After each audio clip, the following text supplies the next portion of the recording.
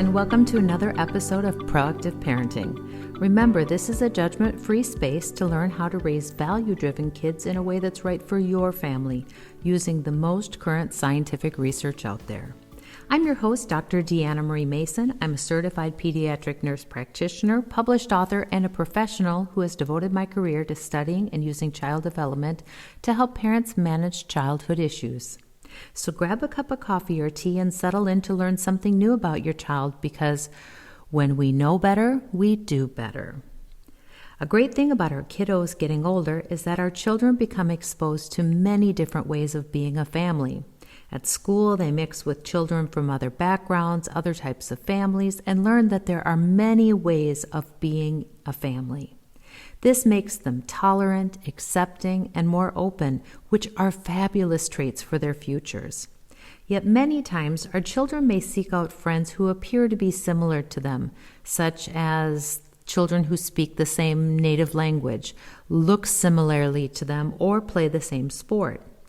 So when external characteristics become the defining trait to start friendships, the more important characteristics such as honesty, compassion, or fairness may be forgotten. And as a parent, this can mean that at times our children has invited over a friend who perhaps does not fit our ideal image of who we want our child playing with. The child may speak the same language or play the same sport, but the children are worlds apart in terms of their upbringing, their values, their norms of behavior. And the situation may be even more complex if the problematic friend is a son or a daughter of a colleague or someone who you frequently see at school events or activities.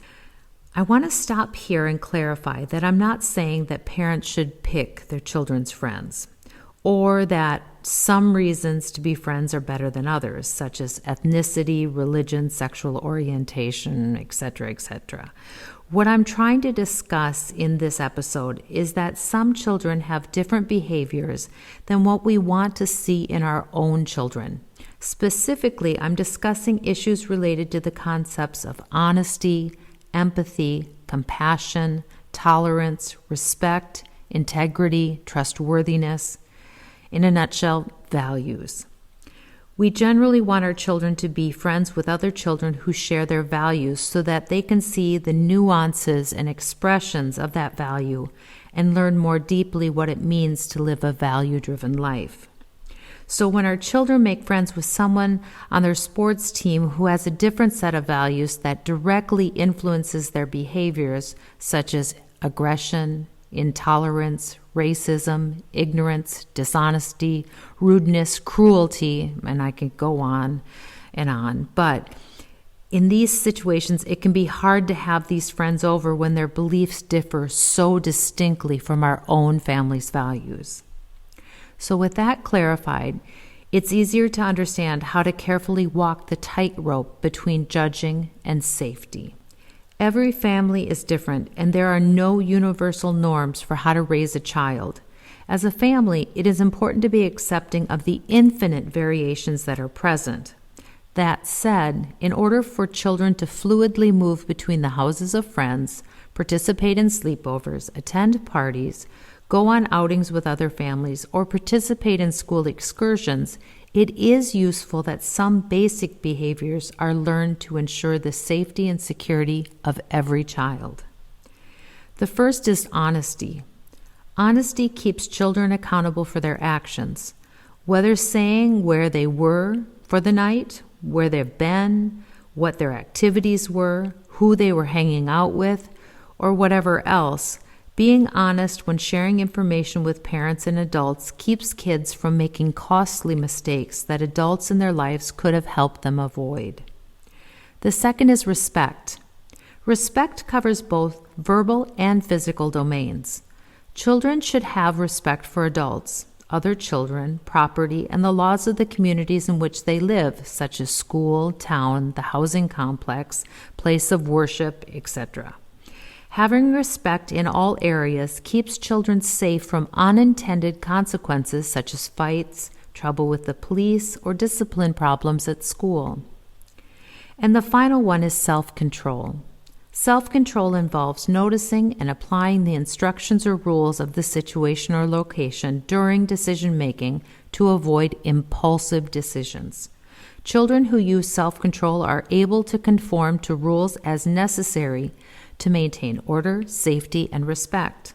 Failure to use self-control can put a child in danger because rules, laws, and respect are broken. These three basic concepts will help children conform to norms that make them pleasant and welcome in most settings. Additionally, these three concepts empower children to feel confident that they are equipped with the tools needed to navigate most social situations.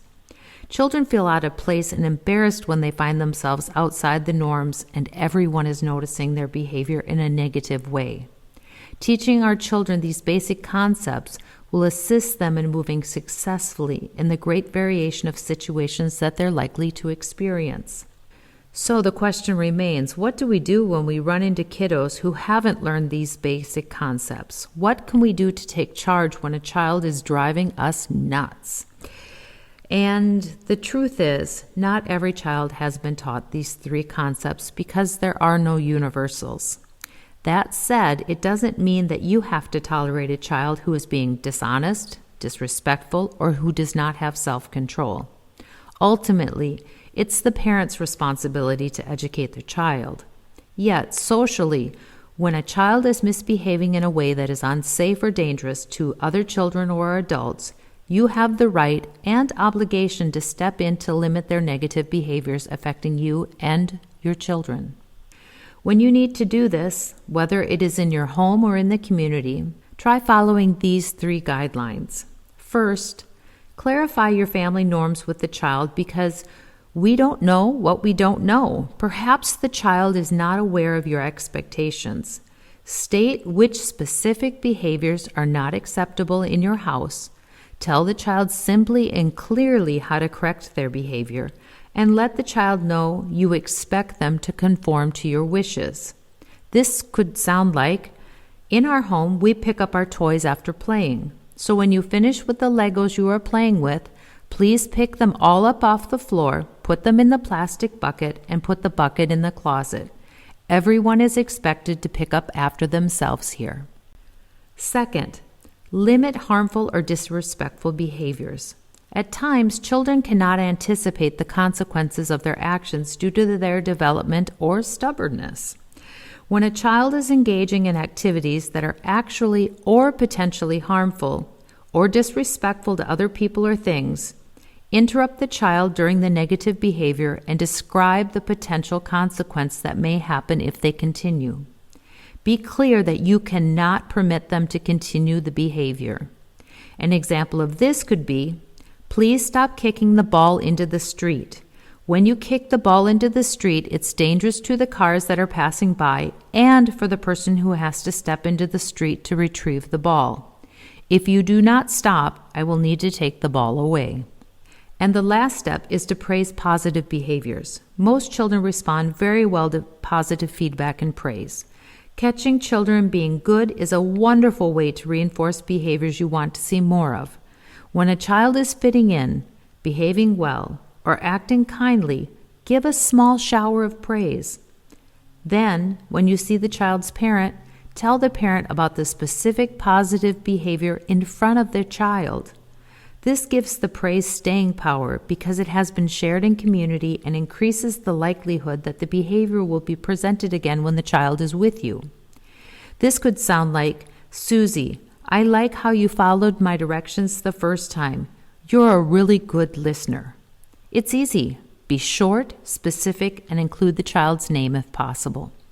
Your growing child will have many opportunities to interact with many different types of families. Not every family will have the same social norms or values, which can cause friction when children mix. However, you can still feel confident and in control by limiting judgment and focusing on safety to assure that your child and their friends stay safe. This may have been a sensitive topic today, but I hope you learned something new to help navigate these complicated situations. As always, I welcome your comments and questions about the episode. Please don't hesitate to connect with me at deanna@proactiveparenting.com. And if you want to find out more about who I am and what I do, please take a look at my website, proactiveparenting.com. You can also go to my Facebook page or Instagram to connect with other parents just like you. Find me by searching for my name, Deanna Marie Mason. Finally, if you'd like to purchase any of my books, online courses such as Newborn Care Breastfeeding Bootcamp, or in my audio courses, you can find all these resources on my webpage. Again, that's proactiveparenting.com. Thank you so much for listening. I hope you found this episode useful and interesting. And if you did, please leave a comment and tell a friend so they can become a proactive parent too.